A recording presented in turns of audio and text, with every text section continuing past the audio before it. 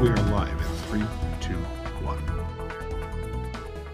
We have legislative fixes that need to come both short-term and long-term. Mitt Romney speaks out about border security. The topsoil erodes away and slides down. Spring runoff will bring many consequences to Utah residents. Utah just can't catch a break as another spring storm hits the state and brings snow back in. Welcome to Newsline. It's Wednesday, April 10th, 2019. I'm Paula Kiko Chandler. And I'm Natalia Pennington. It's April 10th, but it feels a bit more like February. While much of this valley is only seeing rain, snow has hit few areas, and even the slush hitting the valley is causing troubles. With road conditions worsening and the number of crashes grows as well, Chris Jacobs has more. Chris? And while the snow hasn't quite hit places like Provo, UDOT has announced a road weather warning about slush, snow, high winds, and since they've announced it, there have been 55 crashes. The weather warning is supposed to last through tomorrow. Some good news, however, is if you're into skiing, Snowbird has received 11 inches and is expected to get another 11. Alta has received 12 inches and is hoping to get another 12. And Brighton has gotten 10 inches and is hoping to get another 10 inches. So if you are into skiing or snowboarding, this is maybe a last chance you have to go out and take advantage of it. And I know many of you are wondering when this will all end. I'll tell you later, but I'll tell you that it is not going to last forever. Back to you. Thank you, Chris. The spring storm is still hitting Utah. Nonetheless, this morning many roads have been reopened. Big and Little Cottonwood Canyons open back up at 8 a.m., although vehicles are still restricted to four-wheel drive or chains. They were closed this morning for avalanche control. Roads are still slick and dangerous due to the weather all over Utah. UDOT suggests driving cautiously. They've already reported multiple weather-related crashes this morning. As spring storms continue to hit Utah, hundreds of citizens lose power. As of 8:30 this morning, 5 unplanned power outages in Salt Lake City have left more than 100 Rocky Mountain Power customers powerless. And in Weber County, there were 4 unplanned power outages that have taken power away from more than 200 customers. Last time Rocky Mountain Power had massive outages in Salt Lake, it took 3 days to restore the power to all customers. April showers bring May flowers and spring runoff. Nikki's live to tell us about the kind of shape Utah is in for the storm water. Nikki? The Weather Service says that most of northern Utah's reservoirs will fill up as it gets warmer. So it looks like we'll have plenty of water. Springtime means rain, flowers, and maybe a little flooding. It's just nature taking its course. According to the U.S. Department of Agriculture's Natural Resources Conservation Service, Utah's mountains have twice as much snow as last year. In Utah, gravity brings a lot of melted snow down from the mountains. This water collects from the surface and drains into streams, reservoirs, and other bodies of water. But without a lot of plants and soil to absorb the water, there's a greater chance of flash flooding and mudslides. When it rains, the topsoil erodes away and slides down, causing great and often destructive landslides in the communities. The Salt Lake City Public Utilities Department says flooding can be an issue if the drains aren't clean. An Orem resident shares his experience. We had a basement apartment in my house, and sometimes when it was raining a lot, it would flood. And there was a drain close to the door, but it would never go fast enough. In Provo, 680,000 feet of storm drain pipes run throughout the city to carry stormwater and other runoff to the Provo River and Utah Lake. The drains can prevent floods, but since there's no treatment plant to filter the incoming flow, polluted water easily enters lakes and streams. According to the EPA, the best we can do to prevent the spread of pollution from runoff is to pick up after our pets, throw away chemicals correctly, and wash our cars at a facility that doesn't generate runoff. Illegal dumping and maintenance needs can be reported to the Provo City Customer Service Hotline. Reporting live in Provo for Newsline, I'm Nikki Wilson. Back to you. Thanks, Nikki. A foster mom is behind bars today after being accused of hitting her child. 65-year-old Susan Marie West has seen abusing her foster child in public on Sunday night. The incident happened at a spaghetti factory restaurant in Trolley Square in Salt Lake City. Shortly after witnesses saw the woman beat and drag the child out of the restaurant, she was taken into custody. Officials are still investigating. The Tooele City Police Department is asking for the public's help in identifying the vehicle and the man in these pictures. Police say the man may have information on a Bulgarly case. If you have any information about the incident or know the person in the picture, call Detective Mabelson at 435-882-8900 or Tooele County Dispatch at 435-882-5600. Officials say you can also text Tooele Tip, including your messages, to 274-637-CRIMES. A woman is in critical condition after crashing her car into a traffic island earlier this morning. The accident happened on 2nd North and 6th West in Salt Lake City. Officials say the car flipped over the island, caught on fire, and trapped the woman inside. An officer pulled the woman out of the burning car. The accident is still under investigation. A Utah teen is in recovery after being attacked by a bear. The 17-year-old and his family were visiting their cabin in Wolf Creek, Montana. The teen was out looking for shed antlers when he heard a thump behind him. When he turned around, he saw a bear charging at him. The bear pushed him against a tree and pinned him face down on the ground. The teen was able to reach over his shoulder, spray the bear with bear spray, and escape with minor injuries. Wildlife officials says that the bear's behavior was typical of surprise close encounters. Mitt Romney speaks out during a Senate Homeland Security meeting about border issues and the many open positions in the Department of Homeland Security. I would underscore, at least my personal view, that mandatory E-Verify for hiring in this country is essential if we're going to turn off the magnet that draws people into the country illegally. Romney wants processes and measures that make sure the border is secure and that it does not attract large groups of people. He's also calling for a mandatory E-Verify system for people entering the country. I think it is dangerous given what's happening at the border, dangerous given the broad responsibility that the Department of Homeland Security has for protecting our nation. Romney also explained that the vacancies in the Department of Homeland Security are troubling and could lead to problems down the road. The Department of Homeland Security is lacking positions like Secretary, Secret Service Director, and more. Romney thinks it could cause a direct threat to border security. Ben McAdams introduces a bill to Congress that prohibits the federal government from spending more than it receives in a fiscal year. McAdams wants to balance the budget better and for the country to live within its means. He is the first Democrat to pitch such legislation this congressional session. McAdams found support from 26 fellow party members from a political group called the Blue Dog Coalition. The historic Star Hotel is being torn down. The hotel is located at 227 Main Street in Park City. The structure replacing it will be made to replicate the original hotel. The hotel had deteriorated significantly since it was built in the 1920s. It needed to be deconstructed to guard against a collapse. Everything but the brick chimney and stone siding will be broken down. Main Street traffic is expected to be impacted by the construction.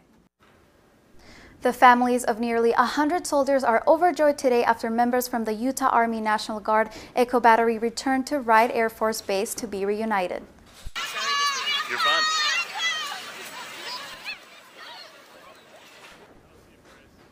The soldiers were deployed for nearly a year in the Middle East. The group Big Red, Utah's oldest military unit, deployed in June of 2018 to 5 security and assistance in artillery missions with U.S. ally groups. So today we have the 145th coming home, 100 soldiers seeing their families and friends for the first time in 10 months. Their plane has just landed.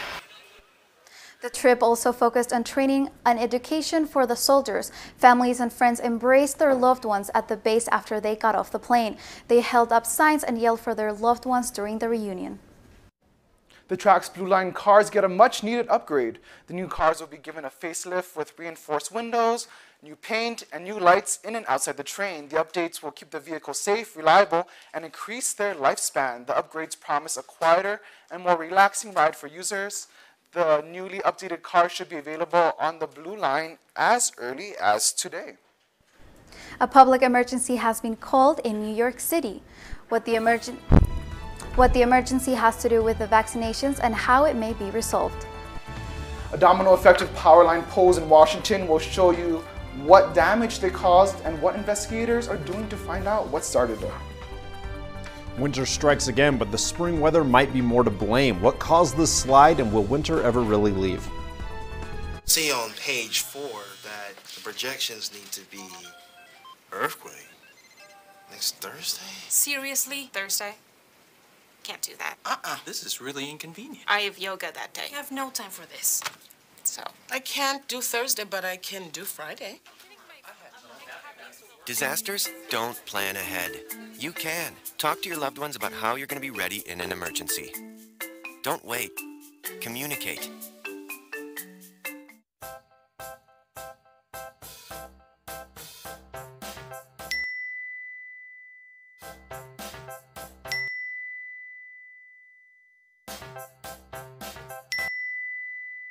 Planning the right amount of food is hard.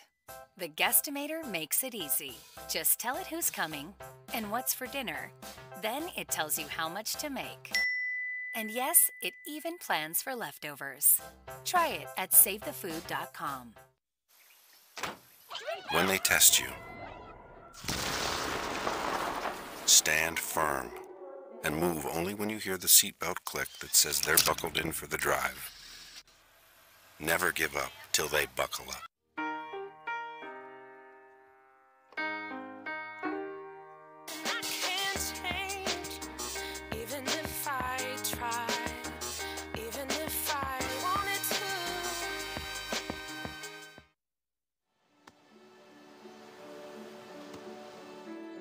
I don't remember how it started. Our back and forth. It always came back. Dad! You probably don't remember what you told me. That was perfect. But I heard every word.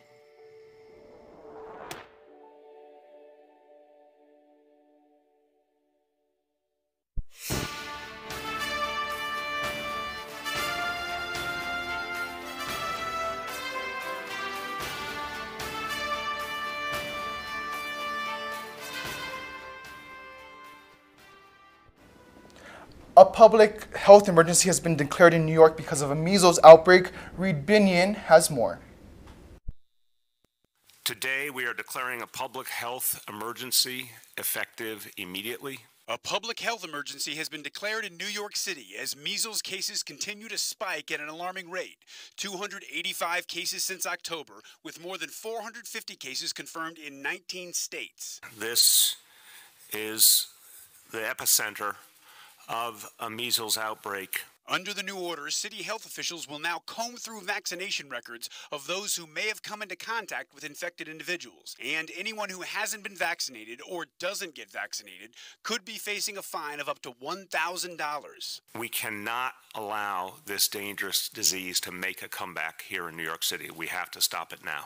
Mayor de Blasio is even threatening to shut down schools that don't ban unvaccinated children from attending school. If they persist in allowing this danger to continue, we have the option of closing them for a period of time until this crisis has passed. The city says that even though these are strict and unusual steps to be taking, they want people to realize they're not messing around in stopping the outbreak. There have been emergency declarations for snowstorms.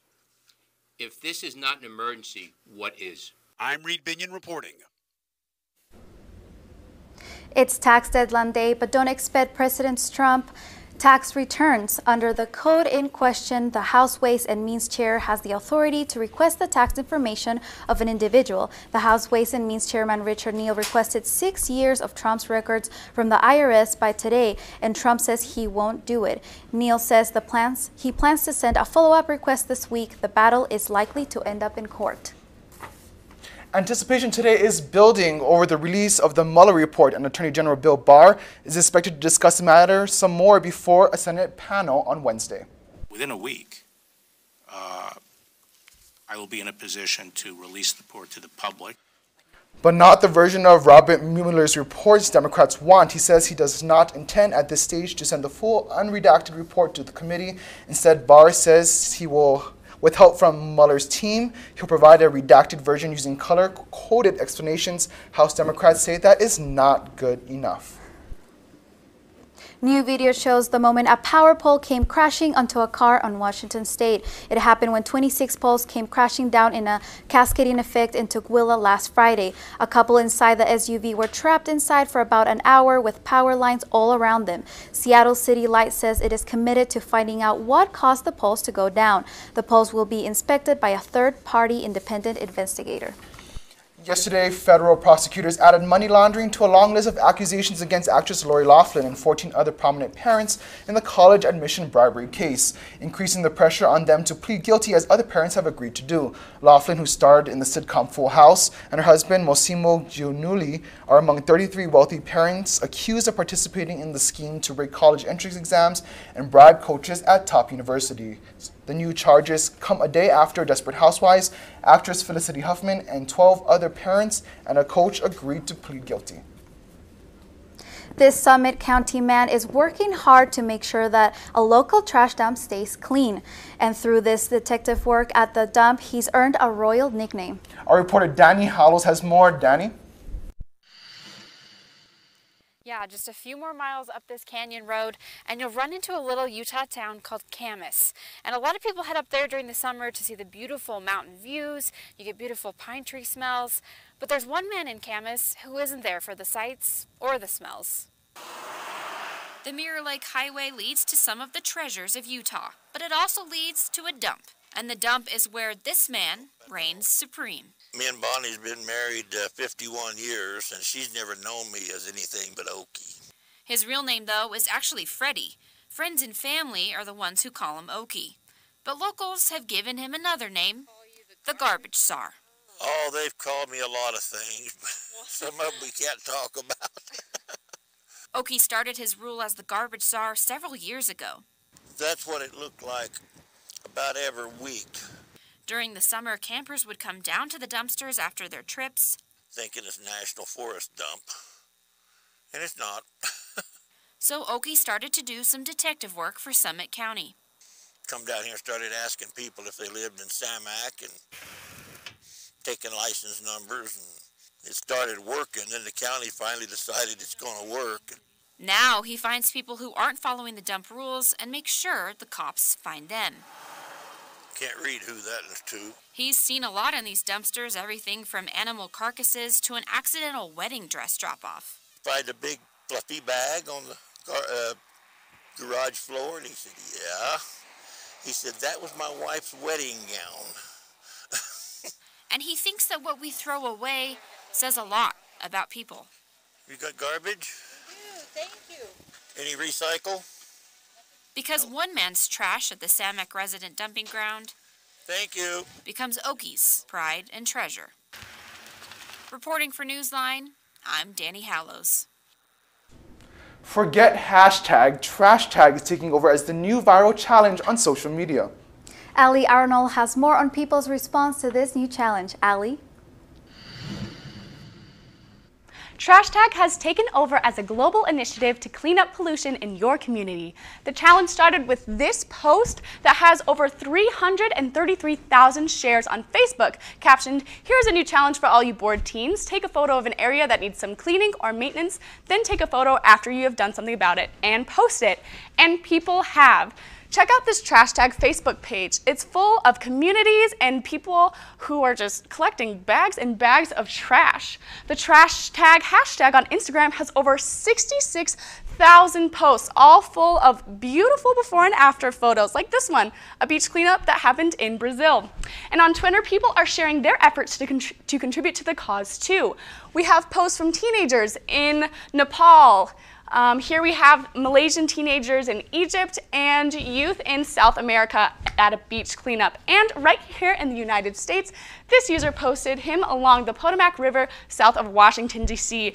We even have other species like this crow who decided to do his part. I think this user best described the reactions by saying, "Trash Tag is the best challenge social media has ever created." So if you want to participate in the challenge, grab a pair of gloves and a trash bag and find a polluted area near you to clean up. Make sure you take before and after pictures and post them with the hashtag #TrashTag.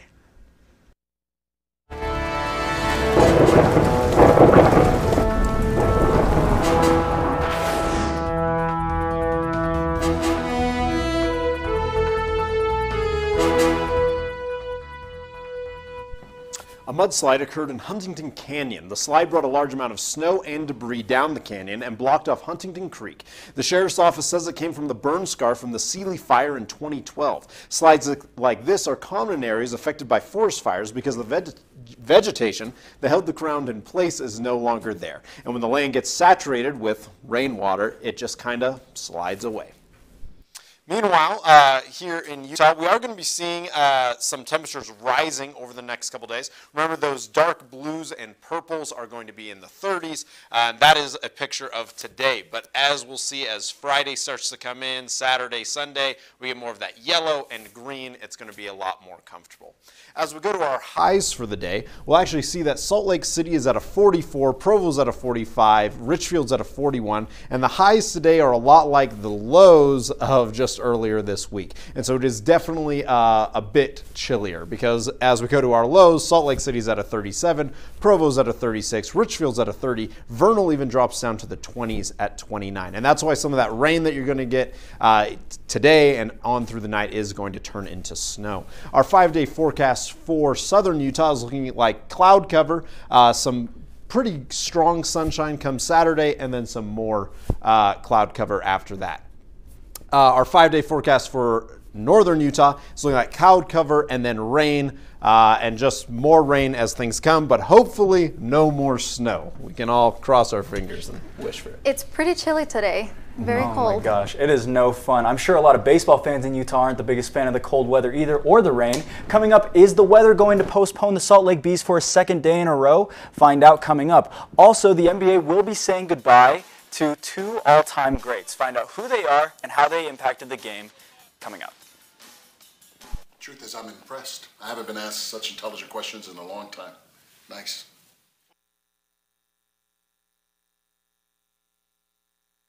These are cool.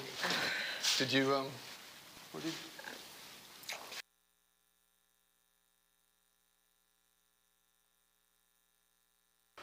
What?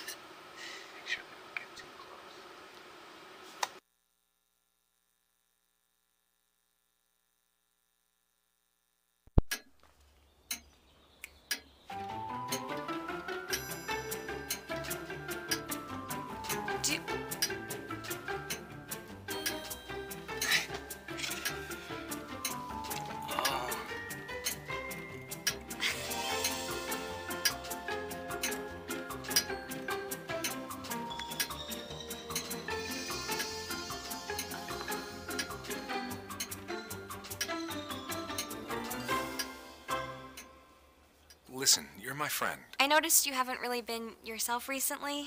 Yeah, I feel like something's up. How are you? Are you okay? Is there anything you want to talk about? I just want to know how you're feeling. And listen, even if you don't know what to say, I'm here to talk. No matter what you're going through, I just want you to know I'm here. I've got your back. When you want to talk, I'm here.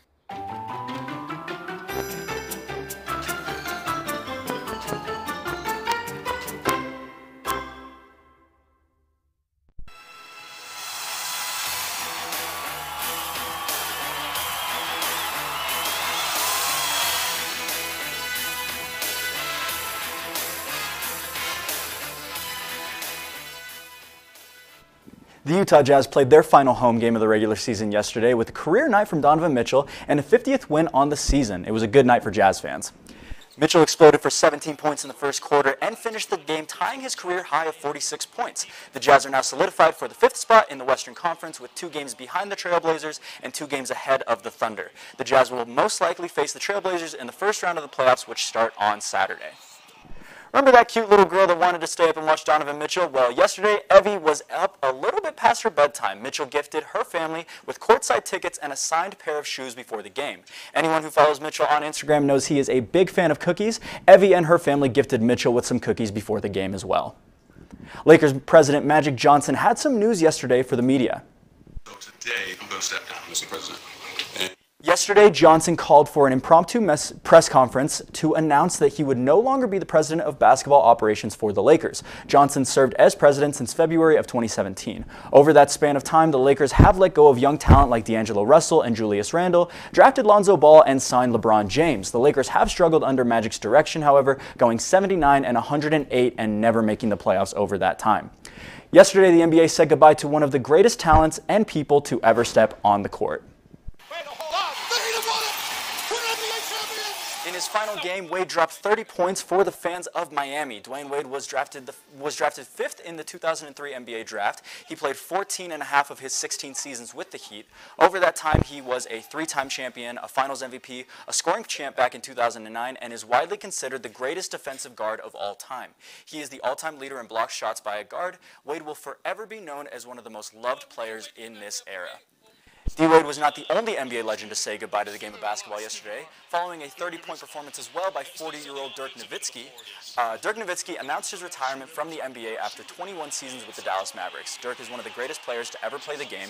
His resume is filled with accolades like an NBA Finals ring, NBA Finals MVP, regular season MVP, 14-time All-Star, 12-time All-NBA, and 6-time All-Leading Scorer, and a member of the 50-40-90 Club. Not to mention, Dirk is the oldest player to ever have 30 points in a game. He will turn 41 in June. We'll be right back. Oh, I'm sorry. Hey, Bobo, do trees tell each other stories? I'm sorry. I'm afraid I don't know that. Hey, why don't we go find out? Listen. Can birds draw pictures? I don't have an answer for that. Dad, do stars visit their friends? Look!